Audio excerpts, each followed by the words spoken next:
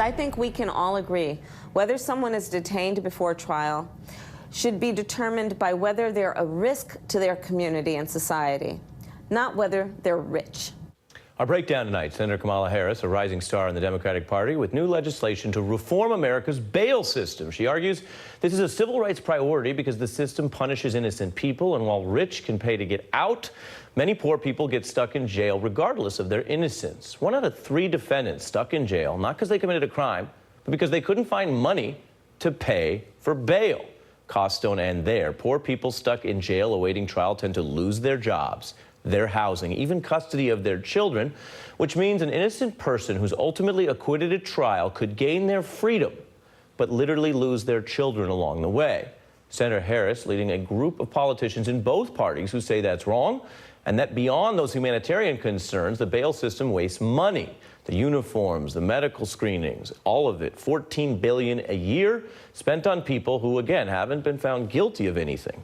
The new legislation says instead of throwing that money at the old system, states should get grants for reform. Legislators in Connecticut and New Jersey reforming their systems. This debate is spreading. California, a state that often leads the way, has a bail reform bill up for a vote as soon as this month, backed by the ACLU, labor unions, and the musicians John Legend and Common, who just spoke about it at the Capitol this week. My eyes on the people, that's the prize. Common has spent his career focusing on socially conscious music and standing up for people. He hopes that comes across in this concert. When you realize that it's been a systemic thing that has kept people from having their rights. Defenders of the current system counter that using money for bail is a key incentive, and the risk of all these reforms is that more dangerous people could get out into the street before trial. Joining me now, Atu Walker, who was arrested in 2013 after a San Jose traffic cop committed a wrongful arrest. The city ultimately paid him $30,000 over that. He advocates for bail reform and was actually with Common lobbying at that Capitol event. Also with me, Jeff Clayton, the director of the American Bail Coalition, and Assemblyman Rob Bonta of California, who co-authored the bail reform bill in California. Thank you all for this important discussion. Atu, the courts determined that you didn't do anything wrong, and you're saying this bail discriminates. How did it impact you? Well, first off, Ari, I want to thank you for allowing me the opportunity to be on the show. And bail has created a 2-tiered system which tears families apart, just like it tore my family apart. I was put in jail for 5 days, and that means that happens to people every single day. You have a system that rewards people that have money and punishes people who don't have money to get out and fight for their cases. In my case, my bill was set at $85,000. And that meant that my mother had to go into her retirement account to come up with the 10% so that I could get out and be free and help feed my family. If I wasn't able to get out, I think I still would probably be in jail today. And so, Mr. Assemblyman, you look at that story, that's part of what you're trying to do, and Atu says it was $80,000 plus. The median in California is $50,000. Most people can't get anywhere near that. Well, that's absolutely right. We have one of the highest bail amounts in the nation, 5 times the median from the rest of the nation, and we are keeping people in jail who are not a risk to the public, not a flight risk, simply don't have enough money in their pocket, and we are wrongly, unjustly making decisions based on the size of individuals' wallets instead of the size of their risk. That's wrong.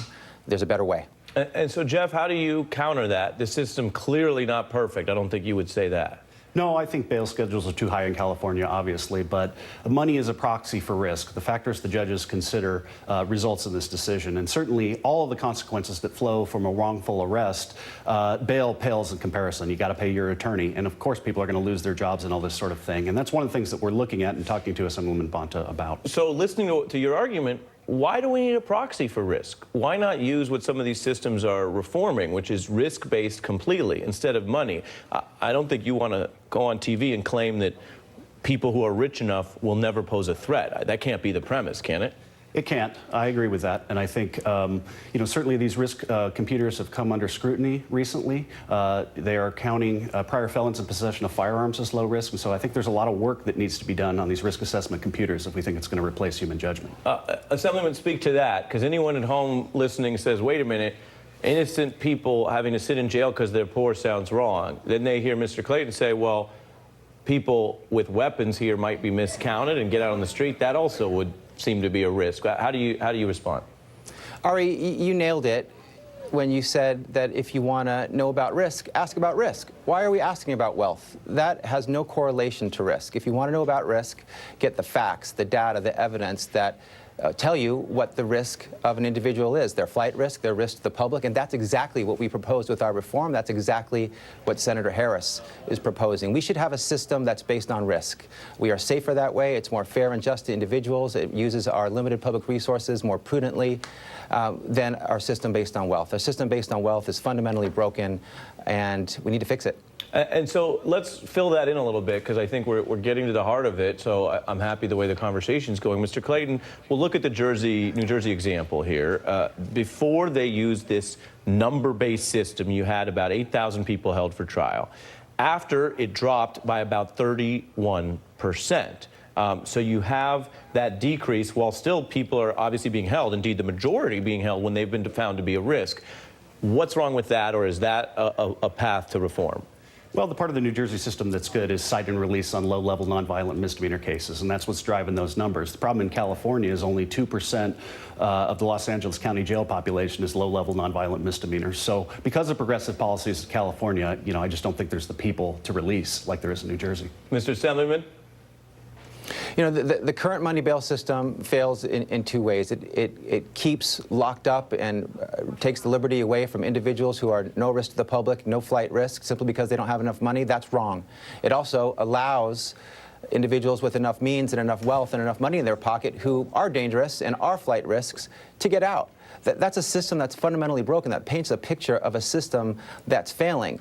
The jail door should not swing open and closed based on your ability to pay exorbitant amount of money. And that's what it does now, and we need to change it. And Atu, you get the final word. What do you want people to know at home who may have never interacted with someone who's been caught up in the justice system the way you were? I mean, we realistically have to look at the human cost of this. Like, we have people that are in jail for no reason who, just like myself, I got arrested for pretty much what is it called, a misunderstanding. And we have folks that are going through that all the time. And the human cost is too great when we have to think about feeding our families versus paying for bail. I think Senator Bonta is correct that we need to focus on families first and people first instead of thinking about money. Atu, Jeff, and Assemblyman Bonta, thanks for this civic dialogue and the debate on this important issue. We hope to have more on it on The Beat ahead.